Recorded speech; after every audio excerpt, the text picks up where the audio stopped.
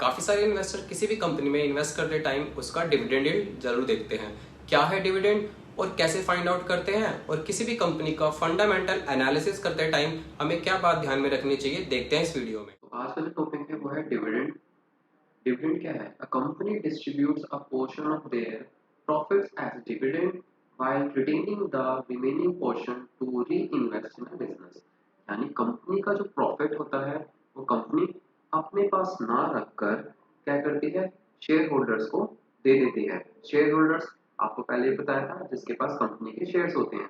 अब कंपनी क्या करती है, अब जैसे कोई कंपनी है जिसको अपनी एडवर्टाइजमेंट पे कोई खर्चा नहीं करना, किसी मार्केटिंग वगैरह पे कोई खर्चा नहीं करना, तो वो जो पैसा है, वो जो प्रॉफिट है, वो कंपनी के पास रहेगा, उसका कोई यूज नहीं है, तो कंपनी क्या करेगी, उस पैसे को यानी उस प्रॉफिट को क्या करती है, अपने शेयर होल्डर्स में बांट देती है। यही क्या होता है, डिविडेंड। ठीक है।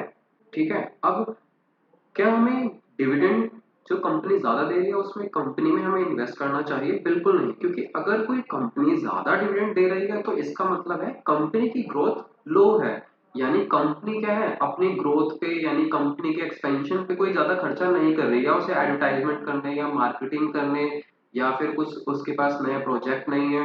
तो इस वजह से क्या है, वो कंपनी जो है अपना प्रॉफिट उसमें लगा नहीं रही है, यानी वो क्या कर रही है, अपने शेयर होल्डर्स को एज अ डिविडेंड वो दे रही है। ठीक है। तो हमें क्या करना चाहिए, ऐसी कंपनी में हमें बाकी भी और फंडामेंटल्स देखकर उसमें इन्वेस्ट करना चाहिए, सिर्फ डिविडेंड देखकर ही नहीं कि डिविडेंड इतना कंपनी दे रही है तो हमें तो वैसे ही अर्निंग हो जाएगी, ये देखकर कभी इन्वेस्टमेंट नहीं करनी चाहिए।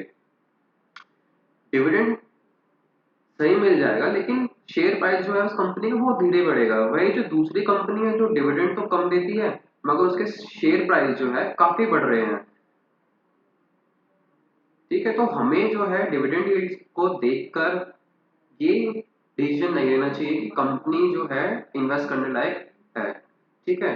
अब डिविडेंड जो है किस पे फाइंड होता है, डिविडेंड जो है फेस वैल्यू पे फाइंड होता है। अब फेस वैल्यू क्या है, जैसे देखिए, पहले जब शेयर मार्केट में जब पहले कंप्यूटर वगैरह का यूज नहीं किया जाता था, ठीक है, तो वहां पे क्या होता था कि जो शेयर्स थे फिजिकल फॉर्म में दिए जाते थे। ठीक है।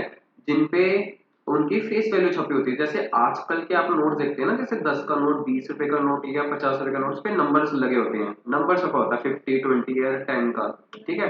तो पहले भी फिजिकल फॉर्म में जब शेयर मिलते थे तो उनपे उसकी फेस वैल्यू लिखी होती थी। ठीक है।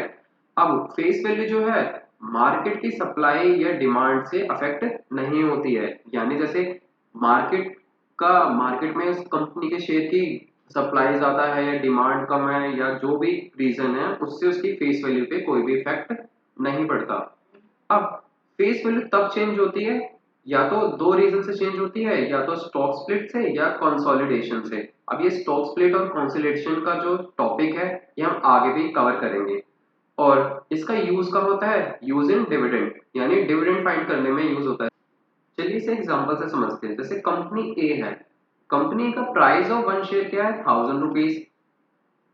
कंपनी का जो शेयर है उसकी फेस वैल्यू पर शेयर क्या है, 10 रुपीज। ठीक है। डिविडेंड अगर मान लीजिए कंपनी जो डिविडेंड है वो 200% दे रही है। ठीक है।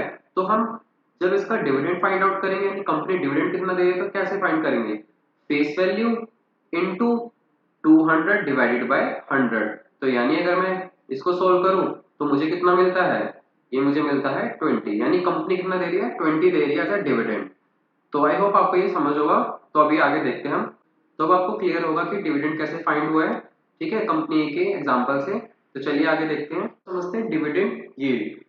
A financial ratio that measure the annual value of dividend received relative to the market value per share of the company। यानी कंपनी जो है पर शेयर पर कितना डिविडेंड दे रही है ये हमें बताता है डिविडेंड यील्ड। इसका और का यूज होता है, use to measure a company performance. Company की परफॉर्मेंस मेजर करने के लिए भी डिविडेंड यील्ड को देखा जा सकता है। यानी अगर किसी कंपनी की डिविडेंड यील्ड रेशियो दे रखी है, परसेंटेज दे रखी है, तो उससे आप देख सकते हैं कि कंपनी का अगर जैसे डिविडेंड यील्ड क्या है, कम है, तो यानी कंपनी अपना ज्यादातर पैसा किस पे खर्च कर रहा है, बिजनेस एक्सपेंशन पे यानी ग्रोथ पे खर्च कर रहा है। अगर कंपनी का डिविडेंड यील्ड ज्यादा है यानी कंपनी जो है अपना प्रॉफिट एक्सपेंशन में ना लगाकर एज अ डिविडेंड अपने शेयर होल्डर्स को दे रहा है। और use to compare different companies to decide buying a stock. अब अलग अलग कंपनीज के अलग अलग डिविडेंड यील्ड्स को आप देखकर ये डिसाइड कर सकते हैं कि आपको किस कंपनी के स्टॉक्स या शेयर्स खरीदने चाहिए। इस एग्जांपल से समझते हैं, जैसे कोल इंडिया लिमिटेड हमने कंपनी चूज करी है, तो इसका जो आपको डिविडेंड यील्ड दिखेगा 10.25%, आपको लगेगा कंपनी जो है अच्छा खासा डिविडेंड दे रही है तो हमें इसमें इन्वेस्ट करना चाहिए। बट ऐसा नहीं है। कंपनी का हमें देखना चाहिए कि कंपनी जो है अपना प्रॉफिट जो कंपनी इतना कर रही है उसे वो कहाँ यूज कर रही है। क्या वो अपने एडवर्टाइजमेंट, मार्केटिंग वगैरह या कंपनी की एक्सपेंशन या ग्रोथ के लिए यूज कर रही है कंपनी?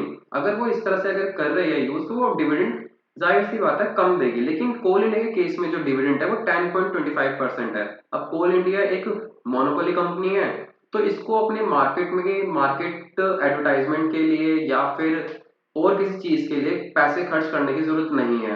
तो अपना वो प्रॉफिट क्या करती है, शेयर होल्डर्स को दे देती है 10.25% के रेट से। अब यहाँ पर हम एक और कंपनी देखते हैं। अब आप देखिए Nestle India limited. Nestle India limited का जो डिविडेंड यील्ड है वो क्या है, 1% है। अब ये भी कंपनी अच्छा खासा प्रॉफिट कर रही होगी, लेकिन ये क्या कर रही है, 1% डिविडेंड दे रही है। ऐसा क्यों? क्योंकि नेस्ले इंडिया कंपनी जो है कंज्यूमर फूड्स पे डिपेंड है, यानी ये fast moving consumer goods company है। तो इनके ज्यादातर जो आप देखते हैं इतने सारे प्रोडक्ट्स हैं, उनके एडवर्टाइजमेंट आती है, ठीक है, काफी पैसा जो है एडवर्टाइजमेंट और मार्केटिंग पे खर्च करते हैं।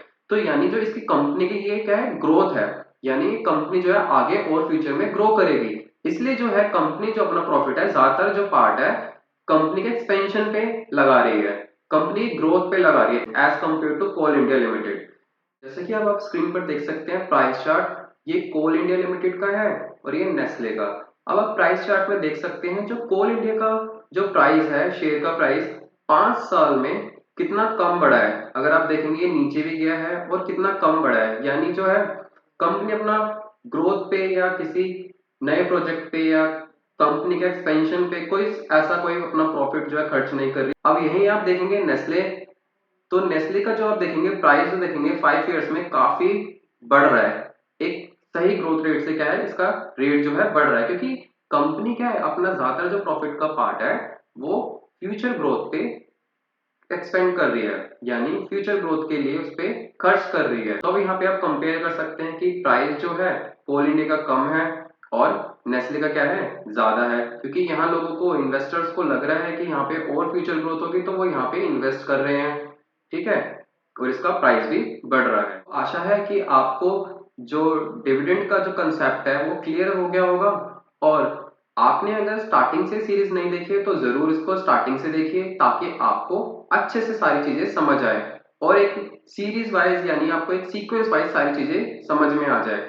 तो अगर आपको वीडियो अच्छी लगी है तो लाइक करें और चैनल को सब्सक्राइब करें। Thank you.